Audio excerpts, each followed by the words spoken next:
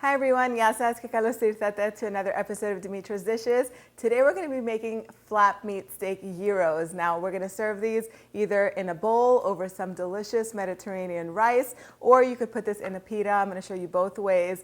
It's a delicious meal to make for your family on any busy weeknight because it comes together in under an hour from start to finish, all of it, the rice, the meat, everything. You could even throw some tzatziki sauce in here and it's all going to be ready together. I know if you're busy like me, but you also like to make home-cooked meals for your family, you look for delicious recipes like this one.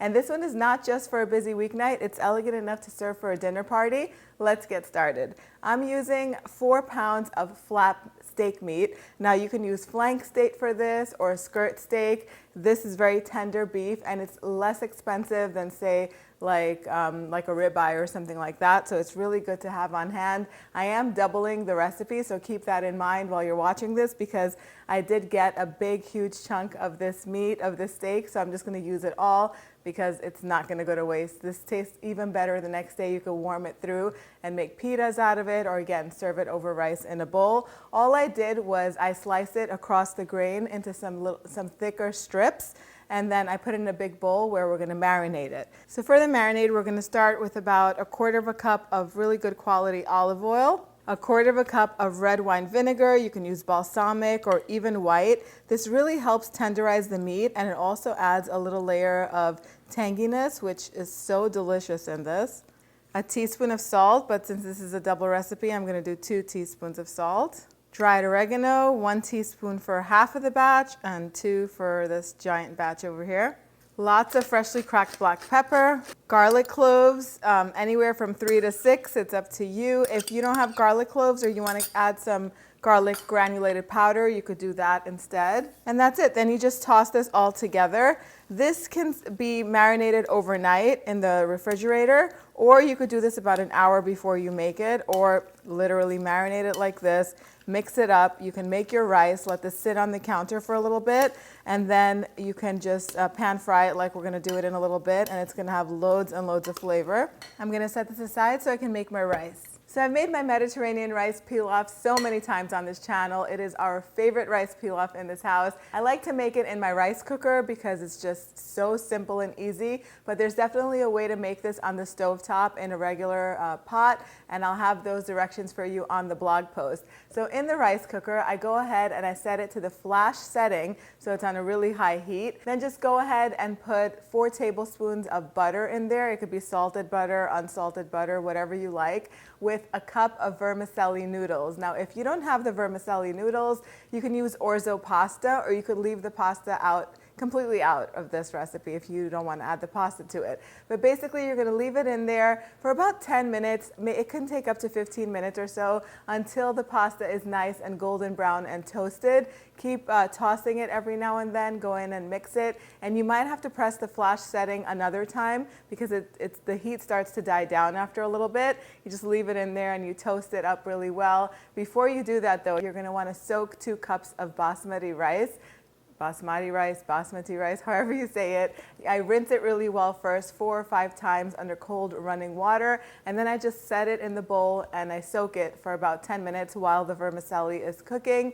Then you're going to want to drain the water out, add the rice to the rice cooker with 2 teaspoons of salt, the juice of 1 whole lemon, and 2 cups of either chicken broth, vegetable broth, or water. Give it a nice mix. Then go ahead and close your rice cooker and set it to the white rice setting. Once it beeps, go ahead and just fluff it all together and the rice is ready. It keeps it warm too, so you can do this way ahead of time and it'll stay warm for hours. Now, once that's done, you could also make some delicious creamy tzatziki sauce to serve with this.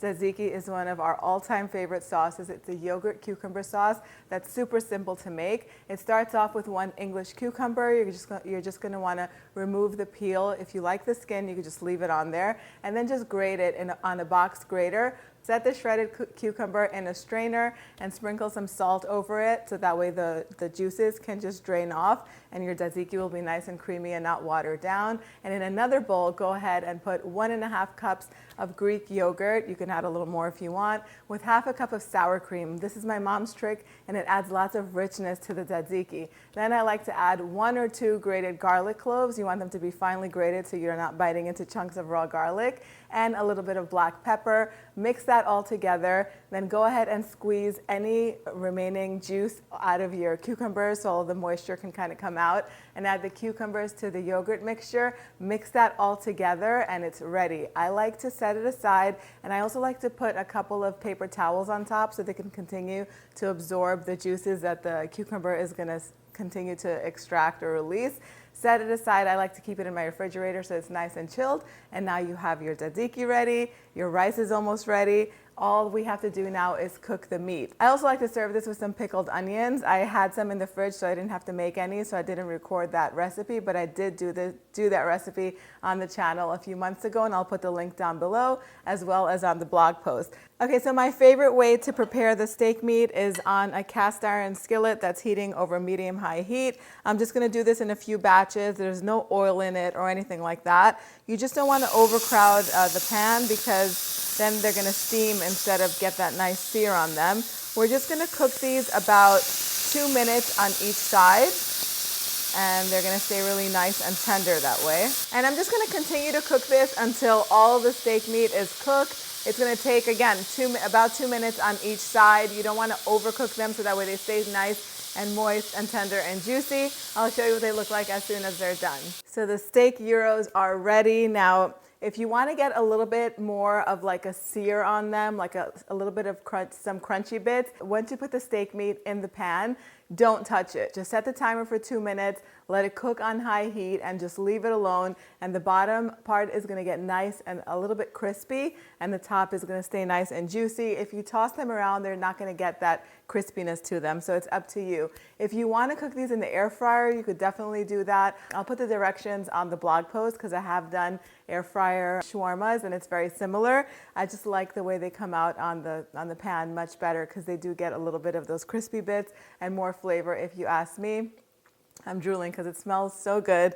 I like to serve this over the rice with a few pickled red onions, a little squeeze of lemon, and a big, huge dollop of tzatziki. If you're making sandwiches out of these, just warm up a pita bread, put a few lettuce leaves on there. Again, the pickled onions are really nice. If you don't have pickled onions, you can use any pickles that you have in this. You could even put some tomatoes and maybe bell peppers in here, a little dollop of the tzatziki, and then the steak on top, and it's ready to be served. Make it either way or both ways, depending on how your family likes it. If you take a look at the meat over here, it just pulls apart so easily. That's how moist it is and how soft and tender. This kind of steak is really good, and the key is to not overcook it.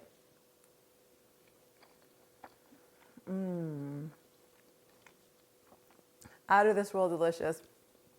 If you've ever been to New York, and if you've ever picked up a souvlaki from one of those stands that are on the corner of, the corner of streets, it really has all of those flavors in there. So delicious. I hope you guys give this one a try. The exact measurements are going to be on the website, dimitrasdishes.com. Thank you all so much for spending time with me today. I'll see you all next time. Guess us.